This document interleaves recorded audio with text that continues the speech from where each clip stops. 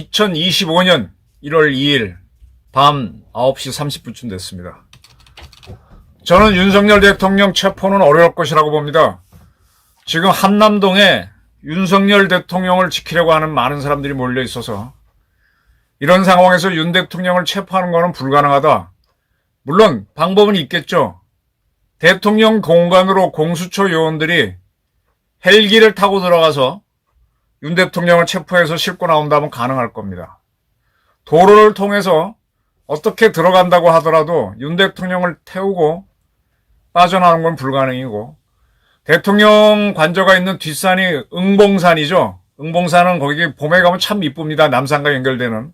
거기 등산로도 많은데 뒷산으로 들어가서 윤 대통령을 잡아서 뒷산으로 빠지는 것도 가능할 수는 있겠는데, 그 뒷산으로 사람을 잡아서 끌고 오는 게 쉽지 않을 겁니다. 거기 많은 등산객도 있어서 저는 불가능이라고 봅니다. 공수처가 상당히 뭐 하는 것처럼 해서 영장을 청구했고, 이순영 판사가 형사소송법 특정 조항을 거론하면서 적용하지 않는다라고까지 해서 체포영장을 발부했지만 1월 6일까지 집행하기 어려울 것이다. 그럼 어떻게 되느냐? 만약에 집행한다 그러면 몇 사람이 다치거나 또 다른 사태가 생깁니다. 공수처의 능력으로는 경찰의 지원이 없으면은 이 시위대를 뚫고 체포해 나오는 게 불가능이고, 경찰은 이 시위대를 해산하는 과정에서 사람들이 다친다. 지금 이제 대통령 관저로 올라가는 길에 들어놓은 사람들은 끄집어냈는데, 이 체포조가 들어가려면은 차량으로 들어와야 되잖아요. 그걸 경찰이 다 열어줄 수가 있나? 불가능입니다. 이게 지금 무슨 사건인가 하면은 제2의 12.12 사건입니다. 지금 한남동에 대통령 공간이 있어요. 거기서 좀 떨어진 곳에 국회의장 공간이 있습니다. 대법원장 공간도 국회의장 공간 옆에 있고, 또 이쪽에 대통령 공간 쪽으로는 국방부 장관 합참의장 공간이 있죠. 그리고 이제 비서실장 공간하고 경호처장 공간이 있는 걸로 아는데, 저는 이제 국회의장 공간도 들어가 봤고, 옛날에 여기 육군참모총장 공간도 있었어요. 육군참모총장 공간에서 이제 1979년도 12월 12일 날 정승학 육군총장 긴급 체포하려다가 12.12가 터졌는데, 바로 그 위에가 외교부 장관 공간인데, 그거를 확장해서 대통령 관저로 한 거잖아요. 12.12 사건이 45년 만에 재현되는 건데, 그때는 연행했지만 이번엔 연행을 하지 못한다. 저는 이렇게 봅니다. 이미 끝났다. 그땐 전두환 보안사령관이 작전을 딱 짜가지고 물리적 충돌을 각오하면서까지 급습을 하듯이 잡아갔는데, 세상이 바뀌어서 윤석열 대통령이 계엄을 선포하는 것이, 뭐 박정희 때 계엄 선포한 건 기습적으로 하는데 그렇게 하지 못했잖아요. 그것처럼 오동훈 공수처장도 체포영장 청구 발부되는 걸 공개할 수밖에 없었고, 집행도 공개하다 보니까 이건 불가능해졌다. 세상이 바뀌었습니다. 그래저래 하여간 한남동 이 공관초는 대한민국 정치사에서 아주 주목받는 자리가 되네요. 참고로요, 12.12 사건 때 여기서 사람들이 몇 사람이 죽지는 않았을 겁니다. 부상을 입었는데, 여기 합참의장 공간이 있다 그랬죠. 여기 한번 불이 나서 합참의장 모친이 아마 사망한 적이 있을 겁니다. 그게 김동진 씨인가가 합참의장 할 때 한번 불이 나서, 95년도에 4월 달에 공간에 불이 나서 40분 만에 불을 껐는데 김동진 의장의 모친이 사망하고 아들이 중상을 입은 적이 있습니다. 이렇게 뭐 모든 명당터는 뭐 사람 사는 곳이니까 무슨 일들이 생깁니다. 뭐 여기가 흉지라고 피해가 봐야 딴 데도 다 같은 조건으로 흉지고, 명당은 다 사람들 죽고 살고 한 곳입니다. 옛날에 여기는 해병대 사령관 공간도 있었죠. 그래서 맨 앞에는 해병대가 지켰었어요. 제 기억으로는 해병대가 지켰어요. 해병대가 지키고 그 공간천 올라가는, 그 다음에 이제 합참의장 가게 되면서부터 육군 참모총장 공간에도 육군 뭐 이렇게 지켰던 것 같은데, 지금은 해병대 사령관 공간은 뺐기 때문에 없습니다. 육군총장 공간도 빼버렸고, 외교부 장관 공간도 궁정동으로 빼버렸습니다. 자, 근데 여기에 이제 시위대가 잔뜩 몰렸기 때문에 불가능하다. 물리적 충돌이 굉장히 일어날 것이다. 그러면은 지금 헌재에서는 어쨌든 최상목 권한대행이 2명을 임명함으로 인해서 헌재는 7명 이상 갖췄으니까 심리가 들어갑니다. 일단 준비를 했고 이제 심리가 들어가는데 이게 어떻게 되느냐. 윤 대통령 여기는 아마 나갈 겁니다. 여기 헌재에 뭐 구속 상태로 가는 건 아니고 가겠죠. 가서 이제 자기 얘기를 할 텐데 이렇게 헌재에 출석한 윤 대통령을 체포영장 유효기간 새로운 걸 발급받아서 체포한다 그러면 또 난리가 날 겁니다. 저는 이번에 윤 대통령 체포 실패로 공수처의 역할은 끝났다. 그리고 헌재에서 윤 대통령이 내가 왜 이래서 했다라는 설명을 하는 순간부터 그게 빅뉴스가 되니까 공수처는 다시 체포영장 발부받는 게 어려울 거다라고 봅니다. 받는 순간에 또 난리가 날 테니까요. 윤 대통령 근데 지금 이제 헌재는 생방송을 못하겠다고 분명히 얘기했어요. 박근혜 대통령 때도 생방송은 안 했습니다. 근데 녹화한 그거는 공개했었죠. 녹화 영상을 제공했는데, 이번에도 그렇게 할 거라고 헌재는 브리핑을 한 적이 있습니다. 브리핑하고 난 다음에 설명하는 자리에서 탄핵 심판 경우에도 녹화 영상을 제공할 예정이라고 밝혔습니다. 녹화 영상이 나오게 되면, 박근혜 대통령 때는 뭐, 이미 그 전에 최순실에 대한 수사가 많았고 했기 때문에 국정농단. 그렇지만 이번에 계엄을 왜 했는지에 대한 설명은 전적으로 윤 대통령이 설명해야 되잖아요. 지금까지 나온 보도를 보게 되면 윤 대통령이 계엄을 생각한 거는 지금 입장에서는 25년이니까 23년, 재작년부터지 않습니까? 그러니까 지난 총선이 있기 전부터 계속 계엄을 생각했고 그걸 김용현 자기 입장에서는 군대도 안 갔다 온 사람이니까 군을 좀 알만한 사람이 자기 고등학교 선배인 경호처장이니까 이야기했고 그때 김영현 처장은 안 됩니다라고 얘기했다고 보도가 돼 있죠. 근데 계속 본인이 얘기하니까 그걸 갖고 이제 김영현 경호처장, 그다음에 신원식 당시 국방부 장관, 대통령, 그다음에 여인영인가요? 방첩사령관이 이렇게 같이 토론도 했다 그러잖아요. 근데 다 반대했다 그러는데 나중에 김영현 씨는 이제 대통령 뜻이 강한 걸 알고 해보는 쪽으로 돌아섰고 나머지 분들까지 안 들었었죠. 여인영 씨는 고등학교 후배라서 더 자리를 했던 것 같은데 나중에는 대통령 뜻이 너무 강해가지고 무릎 꿇고 하시면 안 된다라고 했고 신원식 국방부 장관도 안 된다고. 그래서 결국 이 계엄을 하기 위해서 김영현 씨를 국방부 장관 9월 달에 보내고 신원식 씨를 안보실장으로 보내고 이런 걸 해놓고 나서 대통령이 한 거란 말이에요. 그러면은 이 모든 일을 할 때는 우리가 맨 처음에 이거 이렇게 해보자 하고 상상을 하잖아요. 그걸 기획이라 그러죠.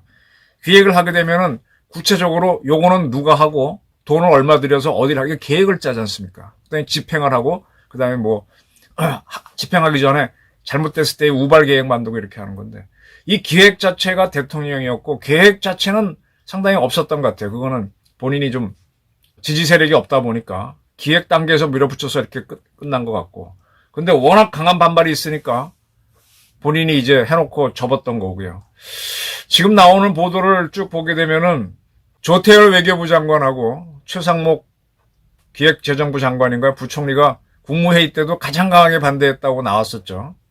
지금 이제 최 대행이 헌재 재판관 2명을 임명하고 그랬는데 강하게 반대했어요. 최 대행은. 한덕수 총리랑 또 달랐죠. 그래서 아마 이런 분들 입장에서는 윤 대통령 생각이 다른 거죠. 제가 돈의 노예라는 걸로 한번 방송 만들었잖아요. 돈을 보면서 경제를 보는 사람들은 불확실성이 올라가는 게 반대죠. 이번에 이창영 한은 총재가 최상목 부총리 겸 대행을 지지하는 발언을 했습니다. 경제 불확실성이 올라가면 안 된다. 예, 돈에 따라가는 사람들은 그렇게 보죠. 근데 돈보다 중요한 게 정치고 안 보니까 그걸 보는 입장에서는 지금 뭐 아무것도 못하도록 만들어놓은 좌파의 아바타 이재명과 민주당을 보게 되면 저거부터 쳐야 된다는 입장에서는 그런 걸 감수하고 하는 건데 의견 차이죠. 그래서 이제 최 대행이 헌재가 돌아가도록 해줬습니다. 8명 체제로 일단 돌아가는데 8명이면 옛날에 박근혜 대통령 탄핵할 때도 8명이 헌재가 있었죠. 재판관이 있었죠. 여기서 6명 이상이 그러니까 3명이 만약에 윤 대통령 탄핵에 반대한다 하면 윤 대통령은 그대로 대통령에 복귀하는 겁니다. 저는 이럴 가능성이 매우 높다고 봐요. 미국의 도박 사이트 자료를 보내온 기수 봤는데 초기에는 윤 대통령 탄핵된다는 게 굉장히 높았는데 한덕수 총리 탄핵하면서부터는 뚝 떨어져서 지금 거의 5대5 왔다 갔다 하긴 합니다. 약간 5에서 60% 가까이 하기도 하지만 많이 내려와서 거의 5대5로 가는데 시간이 가면 갈수록 그다음에 윤 대통령이 헌재에 가서 내가 이래서 했다. 자, 지금 윤 대통령을 공수처가 저렇게 서둘러 체포하려고 한 거를 윤미향 사건하고 비교해 보세요. 아니 위안부 할머니를 위한다고 하면서 그 돈을 띄어먹고 사기친 그 여자 국회의원을 재판을 질질 끌어가지고 국회의원 다 해먹은 다음에 유죄가 나오도록 재판한 게 누굽니까? 근데 왜 이렇게 윤석열 체포는 서둘러? 울산시장 부정선거 가지고 그렇게 시끄러웠는데 그거 얼마나 질질 끌었습니까? 이런 것들이 이제 이야기가 되는 거죠. 그러니까 대한민국에 정의가 있느냐. 지금 사법부가 제일 이상하죠. 이순영 판사도 이상했고 옛날 유창원 판사도 이상했고 지금 서부지방법원에서 2명의 헌재 재판관 추천돼서 1명은 됐고 1명은 40여건 기다리고 있고 거기에 이순영이 있고 서부지방법원이 이상하다는 거잖아요. 사법부가 이상합니다. 이 사람들이 지금 자기 스스로 입법 활동을 하고 막 그러니까 여기서부터 지금 잘못된 거잖아요. 이걸 고치려면은 법으로 되겠나? 어떻게 보면 혁명적인 방법을 써야 된다. 제가 이제 처음 윤 대통령 됐을 때부터 혁명적인 정권이 돼야 된다 그랬는데 윤 대통령도 이제 하다가 그걸 깨달았겠죠. 그래서 이제 23년부터 계엄령을 통한 방법을 꺼냈는데 동조자가 없다가 한참 반대를 하던 김영현 씨가 한번 해봅시다 이렇게 됐고 그래도 동조자가 안 붙는데 그냥 밀어붙였다가 실패한 케이스죠.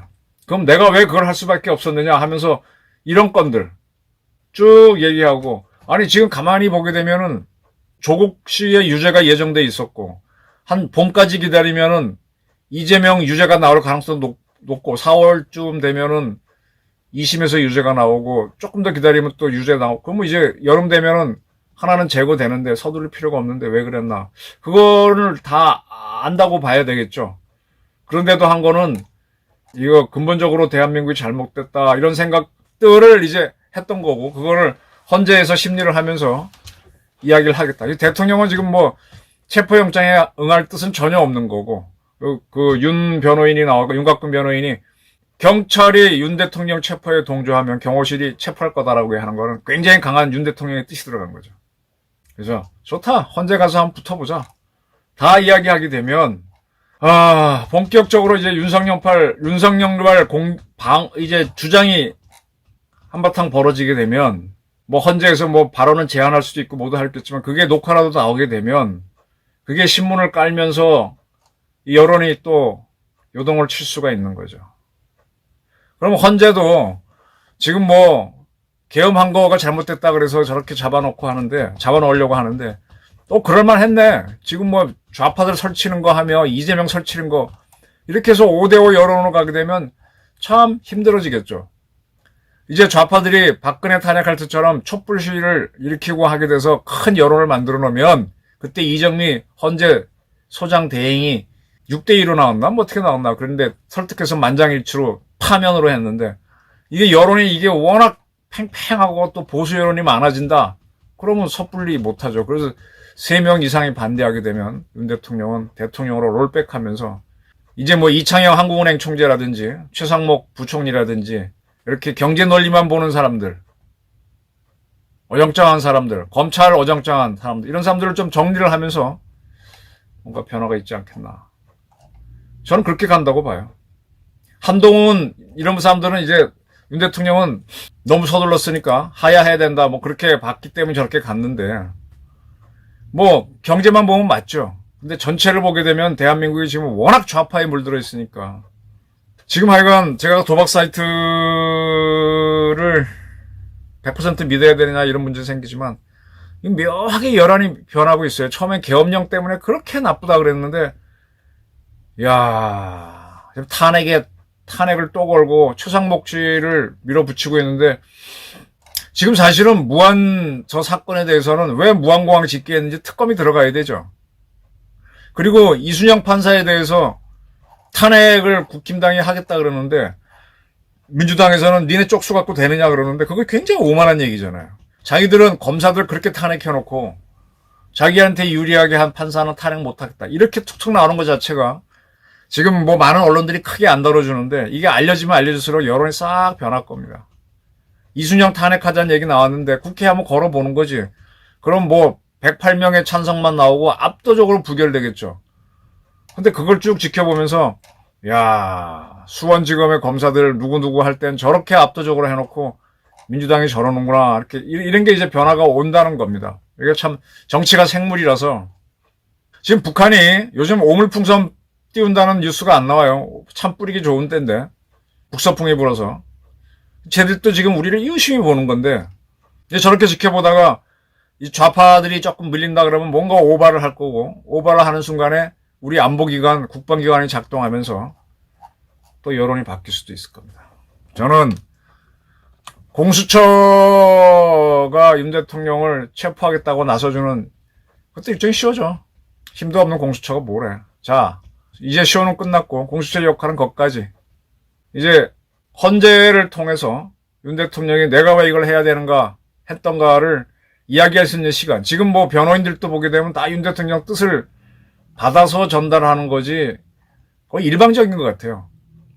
결국은 모든 걸 기획한 게 윤이고 접은 것도 윤이니까 윤 대통령이 뭐 책임을 져야 누가 할 수도 없잖아요. 그래서 윤석열의 한남동 대전은 좌파의 실패로 끝날 수도 있다. 공수처는 한바탕 헛된 꿈을 꾸다가 그걸로 끝나는 걸 수도 될 수 있다는 전망을 좀 매우 빠르긴 하지만 한번 해보는 바입니다. 감사합니다.